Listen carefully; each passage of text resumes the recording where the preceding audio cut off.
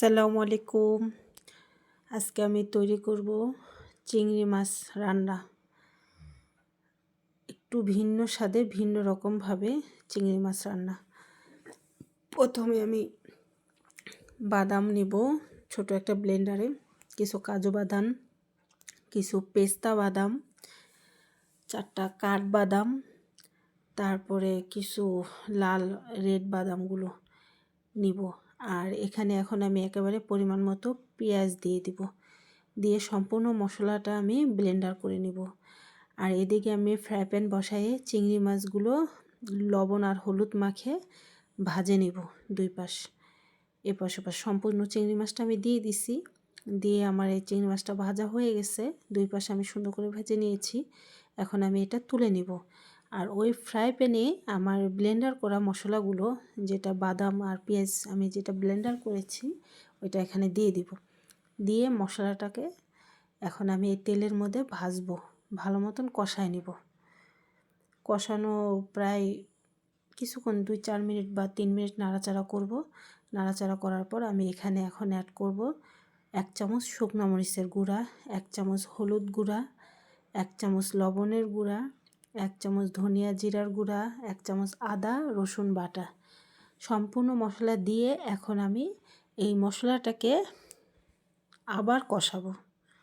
আবার কিছুক্ষণ কষানোর পর 5 মিনিটের মতন কষানোর পর আমি এখানে অ্যাড করব উপর থেকে, কিছুক্ষণ ঢাকে দিব আর কি। মশলাটা কষানো একটু আবার ঢাকে দিব 2-3 মিনিটের মতন। তারপরে ঢাকনা উঠায় আমি উপর থেকে অ্যাড করব টক দই। ছোট কাপের 1 কাপ টক দই দিয়ে তারপরে আমি বাকি চিংড়ি মাছগুলো যেগুলো ভেজে রেখেছিলাম ওগুলো আমি এখন এখানে দিয়ে দেব। চিংড়ি মাছটা দিয়ে মশলা দিয়ে আবার কিছুক্ষণ কষাবো, 2-3 মিনিটের মতন নাড়াচাড়া করে দেব যেন সমস্ত চিংড়ি মাছ এবং মশলা একসাথে মিশে যায়।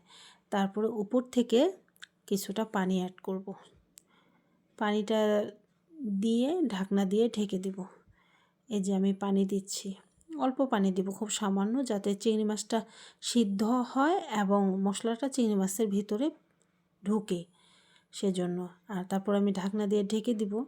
ঢাকনা উঠিয়ে কিছুক্ষণ পর আমি 2টা কাঁচামরিচ কেটে দিব। কাঁচামরিচ সুন্দর করে মাঝখান থেকে ফালি করে দিয়ে দিছি। তারপর উপর থেকে ধনিয়া পাতা ছড়াই দিব।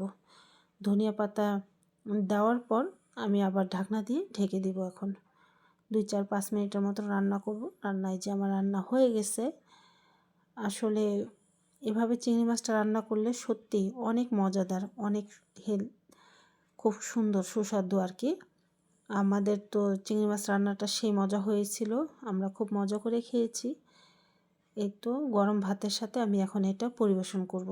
দেখুন দেখতে কত সুন্দর হয়েছে চিংড়ি মাছটা। এখন এটা আমি একটা বাটি নিয়ে বাটিতে ঢেলে দিব, পরিবেশন করব গরম ভাতের সাথে, পোলাওর সাথে। সত্যি অনেক মজাদার একটা রেসিপি, অবশ্যই আপনারা বাড়িতে ট্রাই করবেন।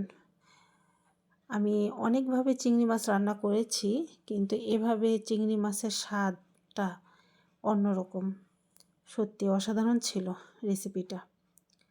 এই তো সমস্ত চিংড়ি মাছ এখন আমার এখানে দেওয়া হয়ে গেছে, আলহামদুলিল্লাহ।